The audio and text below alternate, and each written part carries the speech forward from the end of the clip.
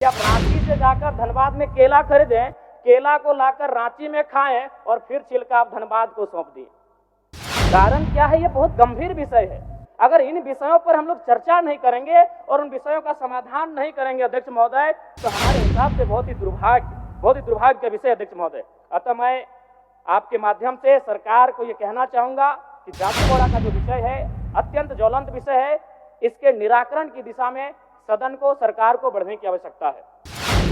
अध्यक्ष महोदय, भारत की आत्मा गांव बस्ती है। ग्रामीण विकास को मापने के लिए प्रति व्यक्ति आय एक अच्छा पैमाना है। जब झारखंड राज्य को अलग किया गया था उस समय हम लोग प्रति व्यक्ति आय में 26वें स्थान पर थे और बड़ी दुर्भाग्य का बात है आज भी हम लोग 26वें स्थान पर बरकरार है। अध्यक्ष महोदय, अबुआ आवास योजना के तहत 6,01,135 निर्माण को स्वीकृति दी गई है। इसके लिए सराहनीय पहल है, लेकिन मैं बताना चाहूंगा अब तक 19,685 कार्य ही पूर्ण दिखाए गए हैं। अगर इसी गति से अगर काम होगा अध्यक्ष महोदय तो हमें लगता है 25 साल का समय लगेगा, जो कि एक चिंताजनक विषय है। अध्यक्ष महोदय, पंचायती राज की स्थापना इसलिए की गई थी ताकि गांवों को सशक्त किया जा सके, ग्रामीणों को सशक्त किया जा सके।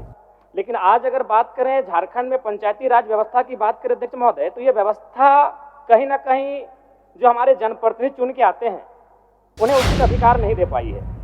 संविधान की धारा 243 के प्रावधान के अनुसार 11वीं अनुसूची में सूचीबद्ध 29 विषयों का अधिकार पंचायतों को देना है, लेकिन झारखंड में इन 29 विषयों पर त्रिस्तरीय पंचायती राज व्यवस्था जनप्रतिनिधियों के अधिकार से बहुत दूर रखा गया है। धन्यवाद अध्यक्ष महोदय। सरकार ने ग्रामीण विकास के लिए 9,841 करोड़, ग्रामीण कार्य के लिए 4,776 करोड़, पंचायती राज के लिए 2,144 करोड़ और वन पर्यावरण विभाग के लिए 1,381 करोड़ की मांग रखी है। सरकार ने कल्याण और शिक्षा के बाद 11% राशि को ग्रामीण विकास, ग्रामीण कार्य और पंचायती राज्य के लिए प्रावधान किया है। इस राशि को सरकार अगर खर्च कर पाए तो बहुत बड़ी उपलब्धि होगी अध्यक्ष महोदय, लेकिन विगत वर्ष 13,657 करोड़ की राशि ली गई थी, परंतु खर्च मात्र लगभग 10,176 करोड़ की राशि को खर्च कर पाए थे। यानी कि 3,481 करोड़ की राशि का खर्च नहीं हो पाना दुर्भाग्य अध्यक्ष महोदय। जबकि ये ग्रामीण व्यवस्था की बात है, पंचायती राज की व्यवस्था है।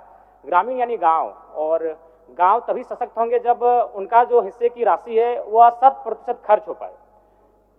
बीते वर्ष देश की प्रति व्यक्ति आय 2,28,000 रुपये थी अध्यक्ष महोदय। गोवा में सर्वाधिक 4,61,000 रुपये, वहीं हमारे झारखंड में मात्र 68,612 रुपये थी, जो कि चिंताजनक है। अध्यक्ष महोदय, भारत की आत्मा गांव बस्ती है। ग्रामीण विकास को मापने के लिए प्रति व्यक्ति आय एक अच्छा पैमाना है। जब झारखंड राज्य को अलग किया गया था उस समय हम लोग प्रति व्यक्ति आय में 26वें स्थान पर थे और बड़ी दुर्भाग्य का बात है आज भी हम लोग 26वें स्थान पर बरकरार है अध्यक्ष महोदय। अबुआ आवास योजना के तहत 6,01,135 निर्माण को स्वीकृति दी गई है। इसके लिए सराहनीय पहल है, लेकिन मैं बताना चाहूंगा अब तक 19,685 कार्य ही पूर्ण दिखाए गए हैं। अगर इसी गति से अगर काम होगा अध्यक्ष महोदय तो हमें लगता है 25 साल का समय लगेगा, जो कि एक चिंताजनक विषय है। अध्यक्ष महोदय, पंचायती राज की स्थापना इसलिए की गई थी ताकि गांवों को सशक्त किया जा सके, ग्रामीणों को सशक्त किया जा सके। लेकिन आज अगर बात करें झारखंड में पंचायती राज व्यवस्था की बात करें अध्यक्ष महोदय, तो ये व्यवस्था कहीं ना कहीं जो हमारे जनप्रतिनिधि चुन के आते हैं उन्हें उचित अधिकार नहीं दे पाई है। संविधान की धारा 243 के प्रावधान के अनुसार 11वीं अनुसूची में सूचीबद्ध 29 विषयों का अधिकार पंचायतों को देना है, लेकिन झारखंड में इन 29 विषयों पर त्रिस्तरीय पंचायती राज व्यवस्था जनप्रतिनिधियों के अधिकार से बहुत दूर रखा गया है। हमारा राज्य संविधान से ऊपर नहीं अध्यक्ष महोदय। अतः मैं आपके माध्यम से सरकार से मांग करता हूं कि जो संविधान अनुसूची 11 में 29 विषय पंचायती राज संस्थाओं को प्रदान किए गए हैं उन्हें पंचायत को मिलना चाहिए। अध्यक्ष महोदय, वन, क्योंकि झारखंड यानी वन एक महत्वपूर्ण अंग है हमारा, और आज अगर बात करें तो 29.81% वन भूमि है, जिसमें शायद अभी हाल ही में 2% का इजाफा हुआ है। लेकिन अगर घने वन की बात करें, घना जंगल, उसकी प्रतिशत मात्र 3.5 है, जो कि चिंताजनक है अध्यक्ष महोदय। अध्यक्ष महोदय, WHO का रिपोर्ट है कि झारखंड में प्रदूषण को लेकर अलर्ट जारी किया गया है। और अगर प्रदूषण की बात करें तो धनबाद जिला सबसे आगे है। मैं मंत्री महोदया विदुषी मंत्री हैं, मैं इनसे आग्रह करूंगा कि धनबाद जो कि आपको अर्थव्यवस्था के झारखंड राज्य के उद्देश्य दृष्टिकोण से बहुत ही महत्वपूर्ण जिला है, और वह जिला आज कहीं ना कहीं बहुत ही दुखद अवस्था में। इस विषय पर ध्यान दिया जाए अध्यक्ष महोदय। अध्यक्ष महोदय, अगर जलवायु परिवर्तन की बात कहें तो बड़ा चिंताजनक विषय है। ये कहानी जादूगोड़ा की है। यह हमें लगता है अब वह धीरे धीरे विश्व स्तरीय मामला बनने जा रहा है, इसलिए इस मामले को जरा गंभीरता पूर्वक लेने की आवश्यकता है। चूंकि हमारी बड़ी बहन मंत्री महोदया इस विभाग की मंत्री हैं, वो एक स्त्री हैं, शायद भली भांति पीड़ा को समझेंगी। एक सर्वे की रिपोर्ट कहती है कि जादूगोड़ा के लगभग 1 दर्जन गांवों का सर्वे किया गया है। वो सर्वे की रिपोर्ट कहती है कि 47% महिलाएं मां बनने की क्रिया की इच्छा जागृत नहीं कर पाती हैं। यानी मां बनने की जो क्रिया है उस इच्छा को जागृत नहीं कर पाती है। वो रिपोर्ट कहती है 47%। 30% जो महिलाएं हैं अध्यक्ष महोदय, उनमें गर्भपात हो जाता है। कारण क्या है ये सबको मालूम है, यूरेनियम का खनन और उसके रेडिएशन से जो प्रभाव पड़ता है, कहीं ना कहीं जादूगोड़ा के जो जीवन है उसे अस्त व्यस्त करके रखा गया अध्यक्ष महोदय। और अध्यक्ष महोदय, ये थोड़ा सा अब शर्म कीजिए या हंसिए या अपने दुर्भाग्य को कोसिए, एक बड़ा विचित्र विषय सामने आता है अध्यक्ष महोदय। जादूगोड़ा की यूरेनियम खानों से निकाला जाने वाला प्रारंभिक ईंधन, जिसे येलो केक भी कहा जाता है, परिशोधन के लिए हैदराबाद स्थित ईंधन प्रक्रिया केंद्र भेजा जाता है, जहां यूरेनियम की छड़ें बनने के बाद शेष रेडियो एक्टिव कचरे को पुनः 1500 किलोमीटर दूर लाकर जादूगोड़ा के गांव में बिखेर दिया जाता है। अध्यक्ष महोदय, ये तो वही हुआ ना कि आप रांची से जाकर धनबाद में केला खरीदें, केला को लाकर रांची में खाएं और फिर छिलका आप धनबाद को सौंप दिए। कारण क्या है? ये बहुत गंभीर विषय है। अगर इन विषयों पर हम लोग चर्चा नहीं करेंगे और उन विषयों का समाधान नहीं करेंगे अध्यक्ष महोदय, तो हमारे हिसाब से बहुत ही दुर्भाग्य का विषय अध्यक्ष महोदय। अतः मैं आपके माध्यम से सरकार को ये कहना चाहूंगा कि जादूगोड़ा का जो विषय है अत्यंत ज्वलंत विषय है। इसके निराकरण की दिशा में सदन को, सरकार को बढ़ने की आवश्यकता है। मनरेगा क्योंकि एक माननीय सदस्य और मौका मिलेगा, और मौका 30 सेकंड मनरेगा बोल दिए, 30 सेकंड दे दीजिए ना। मनरेगा में अभी केंद्र सरकार के माध्यम से 245 रुपए मानव दिवस है और झारखंड सरकार उसमें 27 रुपए एक्स्ट्रा दे रही है, यानी 272। अगर 100 दिन के आंकड़े को ले लिया जाए तो 272 × 100 यानी 27,000 के आसपास होता है। अगर उसे फिर हम लोग 12 महीने होते हैं, अगर 12 महीने से डिवाइड करेंगे तो 2000 से ज्यादा उसका महीने का इनकम होता है। इससे क्या होता है कि नरेगा का काम लोग करना नहीं चाहते हैं, तो जब नरेगा का काम करना नहीं चाहते हैं, यही करप्शन सृजन होता है।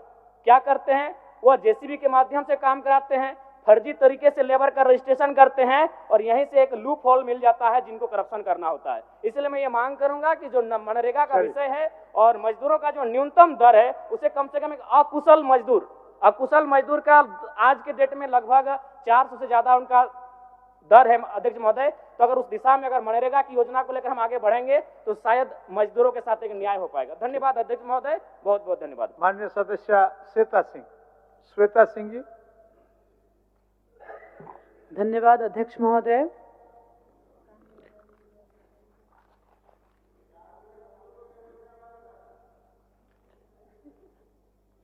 मैं धन्यवाद देती हूं माननीय मुख्यमंत्री महोदय का, माननीय वित्त मंत्री को, कि आपने ग्रामीण विकास विभाग को 9,841 करोड़, पंचायती राज को 2144 करोड़ रुपए आवंटित किया है। कुछ बातें मैं बस कहना चाहूंगी क्योंकि मुख्यतः जो आंकड़ा था वो माननीय वरिष्ठ सदस्यों ने रख दिया है आपके सामने।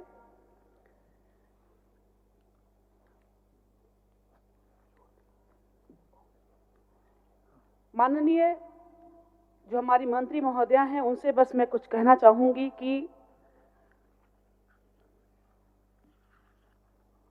260 ब्लॉक और 4402 हमारे जो ग्राम पंचायत हैं उसको अगर हम लोग सुदृढ़ कर लेते हैं, क्योंकि पंचायत भवन के लिए 15,000 रुपये हर महीने मतलब दिया जाता है, उसके बावजूद वहाँ पर जो राजस्व कर्मचारी, जन सेवक, रोजगार सेवक, पंचायत सचिव उपस्थित होना चाहिए वो वहाँ नहीं रहते हैं, जिसके कारण क्या होता है अध्यक्ष महोदय कि ग्रामीणों को प्रखंड और अंचल कार्यालय का फेरा चक्कर लगाना पड़ता है।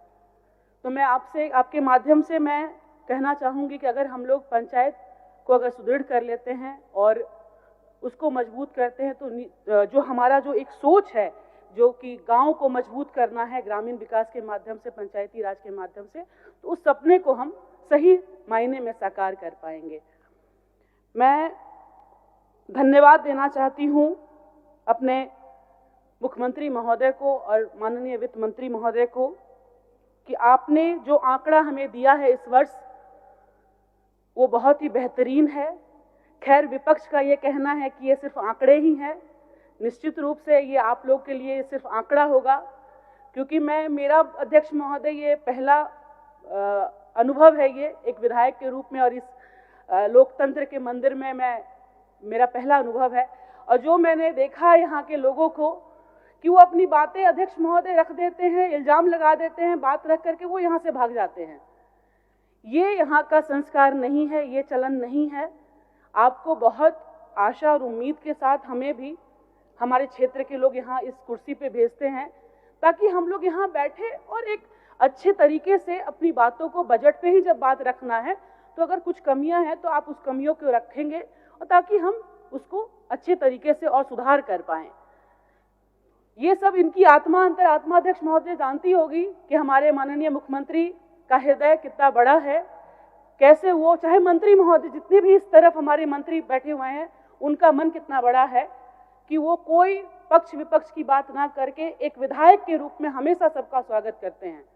तो मैं यहाँ आप लोगों से यही कहूंगी कि नींद, अब तिवारी जी तो एक नींद मार चुके हैं, यहाँ ध्यान से सुनना है। ये बहुत परिश्रम के बाद हम लोग यहाँ आते हैं और बहुत आशा, हमारे लोगों को बहुत उम्मीद होती है अध्यक्ष महोदय। तिवारी जी सोते नहीं है जी, एक छोटा नैप ले लिए, आलोचना कर रहे हैं। जी। और भाई को मैं धन्यवाद देती हूँ कि एक स्टडी करके आते हैं। तो सारे लोगों को बहुत बहुत धन्यवाद, आभार।